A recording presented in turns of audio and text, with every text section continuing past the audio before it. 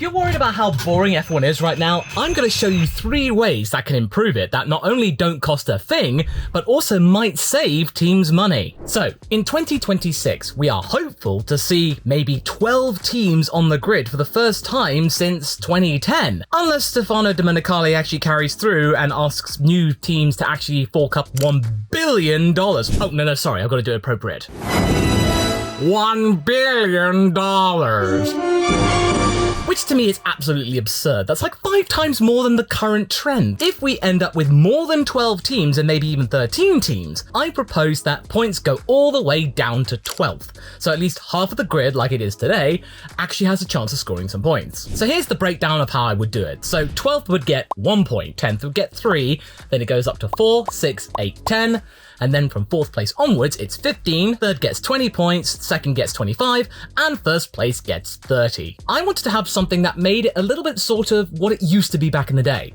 Back in the day when you only had 6 drivers scoring points, there was only 4 points between 1st and 2nd, so I wanted to have something similar to that. So between 1st and 2nd, there's only a 5-point gap instead of today what you have is 7 points. So if you had got a ding-dong battle between 2 drivers, the penalty for getting 1st or 2nd doesn't really matter so much, but it means that even if you have a horrid weekend, even if you end up in 12th, you can at least score 1 point. And then another thing which I really couldn't fully understand, that fastest lap point that is only available to those who finish in the top 10, why don't you just open it up to everyone on the grid? If you're in 13th place and you've really got no chance of getting into the top 10, then you've got to give the people who are down there something to strive for, which can make things a little bit competitive and something a little bit spicy. You could easily describe these as being a little bit gimmicky, but there are quite a few times that we've seen the likes of Zhou Guan Yu and Lando Norris, who've been in the bottom 10, actually end up with the fastest lap and they don't get a reward for it. I don't really see the problem of giving the fastest lap to anyone 11th and below. It's something to actually fight for. And it gives some extra strategy as well, because think about it, even those in the top 10 try and game the system for the fastest lap by pitting in for soft tyres towards the end of the race, so why can't the bottom teams do that too? In fact, it's actually penalising them, so give them the point. It's only a measly point. I did think about maybe giving the driver of the day an extra point, but I could easily tell that that's a little bit too gimmicky and it's easily open to memery. It could be just given to any random person. You could vote Logan Sargeant as driver of the day 23 times and he could end up scoring more points than some actual drivers who've been earning points legitimately. It would easily be done for the lulz. Remember 2021? We were all talking about, oh, let's get Nikita Mazepin a point, eh? But being the driver of the day. And F1 rightly ignored that. What about Kimi Räikkönen? Oh, give him a point because he's retiring. It's easily open to manipulation. I actually talked about this with my wife and she suggested maybe whoever has the most overtakes in the season gets a little bit of extra points, so maybe 5 points to those who actually have the most overtakes in a particular season. Maybe you could easily have it in a race, so whoever has the most overtakes in the race gets an extra point. It could easily encourage people to actually go for an overtake. It could lead to some more crashes and stuff, so it might be a little bit more precarious for the teams, but in terms of the overall entertainment value, that could actually be something very, very fun. But hopefully it's done in a very safe manner and no one actually gets hurt. So if I'm talking about points, why don't we just give 2 points for pole like they do in F2 and F3? Well, the problem is that in Formula 2 and Formula 3, it is a spec series, which means the cars are exactly the same. The only differences between all of the cars are the people who are actually in the cockpit and also their individual setups. So there is a bit of wiggle room for multiple drivers getting pole position throughout the course of a season. You could have maybe 6, 7, 8, 9 people getting pole position, whereas in Formula 1, you really are only going to be seeing maybe 3 or 4 getting pole position, and at the moment it seems to just be Max Verstappen, so it just make the gap between Verstappen and everybody else even bigger. So why would you want to make the gulf even bigger and make F1 less competitive? It works for lower series, but for Formula 1, doesn't really cut the mustard. Okay, my next idea could be down to the tyres. So we have 6 compounds of tyres right now. We have 3 choices of compound and they all seem to be bunched up with each other. Like for Canada this weekend, it's going to be C3, C4, C5. And the average gap between each compound is about 6 to 8 tenths per lap. It can vary on which track you're at.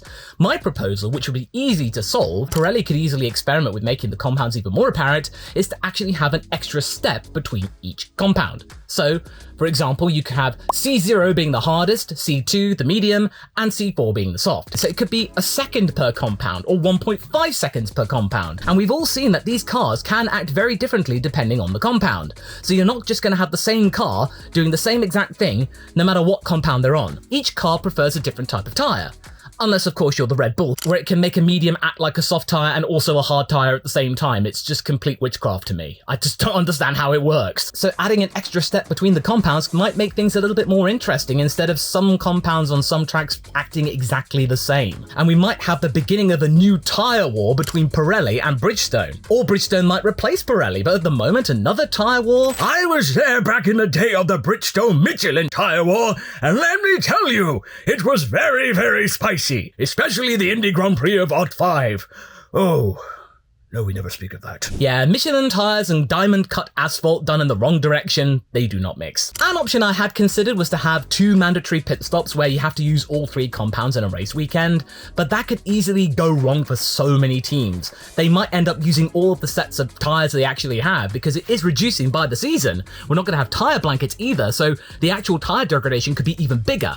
And it might lead to drivers not having any sort of usable tyre of a particular compound. We sort of saw this in Baku during a sprint shootout for SQ3. In SQ3, Lando Norris had no usable sets of soft tyres, and because of that, he couldn't even compete. And thusly, he was relegated to whatever place he could actually get, and that was sort of compromising, so that could easily be a problem. Now there's one last thing, and this is a bit of a dirty word in Formula 1. Spec Parts. Did I anger them? No, I'm not going to completely degrade the technological amazement of Formula 1 being the pinnacle of motorsport, but let's be real here. Gearboxes are pretty standard anyway. Right now, you cannot change the gear ratios depending on what track you're at. They are standardized throughout the entire season. They're just built differently to fit each type of car. Thusly, according to Mike Crack, a team principal at Aston Martin, it can cost nearly $10 million a season to actually produce your own gearbox for your car and maintain it. So why don't you just standardize them if you can't really make them better, or tweak the setup of the gear ratios to make it better at a particular track? Because we get instances during long straights like in Canada and Mexico and probably even Vegas where that car is going to be screaming its head off and 8th gear for the majority of that straight. It's not going to make a nice sound. They really need to either make the gear ratios more adjustable again or add a 9th gear. Put simply, there is very little to gain to make your own bespoke unit, so just make the gearbox standardized. That means you can easily save $9 to $10 million, and thusly, every single team has more money to play with in terms of the cost cap. The lower teams like Williams, Haas, Alfa Tauri, they'll have more money to spend on infrastructure and other aspects of the car like aerodynamics to try and catch up to the bigger teams, and it will help Red Bull especially in the catering department. Now, Mike Crack also said that he didn't necessarily want to see actual spec gearboxes, but instead maybe have gearboxes where there is a standard schematic and each team produces it to the letter with no derivations or differences from the actual example. These can be expected by the FIA before the season starts, like with everything else before it's all homologated, and then it could be checked during park thermic conditions to make sure it complies and there's no chicanery going on around here. And it would open up several $1 million for all of the teams. A standard gearbox, oh, how does that make it more exciting? Well, like I just said, it could improve other aspects of the car, which will bring everyone closer together and throw up a whole lot more jeopardy in terms of who actually scores points. So I think these could be easily implementable. You don't have to make a whole brand new guideline for them. Comment down below your ideas.